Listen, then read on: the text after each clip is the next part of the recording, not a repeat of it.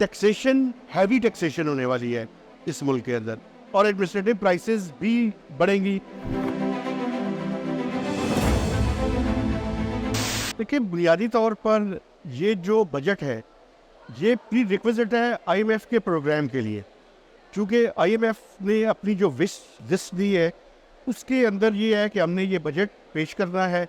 जुलाई में कुछ administrative power tariff और गैस टैरिफ के ऊपर डिसीजंस लेने हैं, तो उसके बाद बाय एंड ऑफ यानी बजट की अप्रूवल के बाद बाय एंड ऑफ जुलाई जो है वो एक्सपेक्टेड है कि आईएमएफ का नया प्रोग्राम है।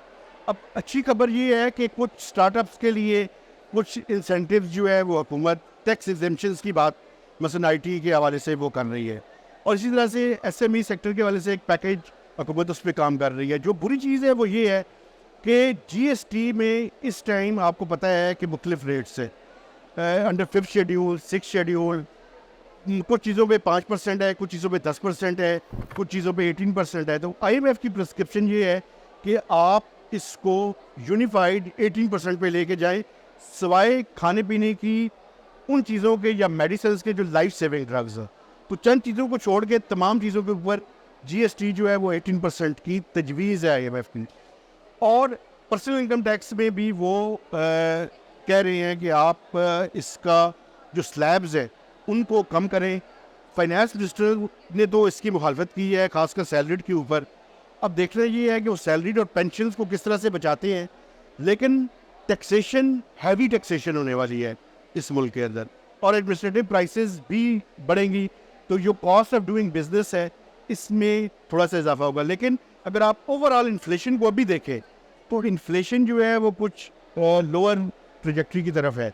अभी जो आइंदा मॉनेटरी पॉलिसी है उसमें तो तवक्को है कि थोड़ा सा मॉनेटरी स्टांस में शायद थोड़ा सा उसको लूजन करें, लेकिन आइंदा चल के इन्फ्लेशनरी प्रेशर भी बरकरार रहे। देखिए, बुनियादी तौर पे आप अगर इन्फ्लेशन को थोड़ा सा लो भी देख रहे हैं तो उसकी बुनियादी वजह ये है कि वो हायर बेस की वजह से है। अगर पिछले साल अप्रैल में या मई में 38% के लगभग इन्फ्लेशन थी, तो उसके मुकाबले में अगर 17% पे इन्फ्लेशन आई है तो ये 38% के ऊपर 17% है। तो आम आदमी को तो ये महसूस नहीं हो रहा, लेकिन फिगर्स में हायर बेस की वजह से इन्फ्लेशन जो है वो डाउनवर्ड ट्रेंड के अंदर है, इसमें कोई शक नहीं है। आइंदा जो इक़दाम आपने आईएमएफ के प्रोग्राम के नतीजे में करने हैं, उसके नतीजे में जो एवरेज इन्फ्लेशन है वो 12 से 15% के दरमियान जो है वो अगले साल रहेगी। लेकिन आप जो इन्वेस्टमेंट के हवाले से कह रहे हैं, देखिए इन्वेस्टमेंट जो है एक परसेप्शन तो अच्छा क्रिएट होगा। अगर आप एसआईएफसी को देखें तो अभी तक एक भी कोई प्रोजेक्ट ऐसा नहीं है जिसमें इन्वेस्टमेंट मटेरियलाइज हुई हो, लेकिन अभी कुछ इस तरह की चीज़ें आ रही हैं, खासकर रेकॉर्ड के हवाले से। लेकिन आप उसमें ये जहन में रखें कि ये इन्वेस्टमेंट का प्रोसेस 3 से 5 साल और 5 से 8 साल के दरमियान होगा, तो इसलिए फौरी तौर पर एक गुडविल और एक अच्छी परसेप्शन तो क्रिएट होगी, लेकिन एक इकॉनमी का पहिया चलाने में मीडियम टर्म में इसका ऑफकोर्स फ़ायदा होगा। देखिए, इस मुल्क में मसला ये है कि अनसर्टेनिटी बहुत ज़्यादा है। आप मुझे बताएं, मैं आपको सोलर की मिसाल देता हूँ। सोलर लोगों ने लगवा लिया, अब उसको चेंजेस की बात कर रहे हैं।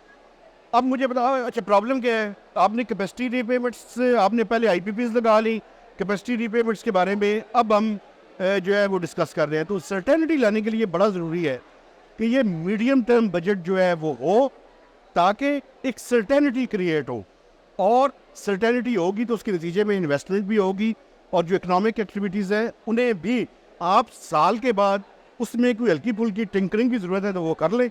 बाकी आप मीडियम टर्म बजट जो है उसमें करें, ताकि पाकिस्तान के लोगों को ये पता हो कि ये पॉलिसीज़ है, इसके तहत उन्होंने इन्वेस्टमेंट करनी है, ताकि एक माहौल जो है जो इन्वेस्टमेंट के लिए क्लाइमेट है उसको इम्प्रूव किया जा सके।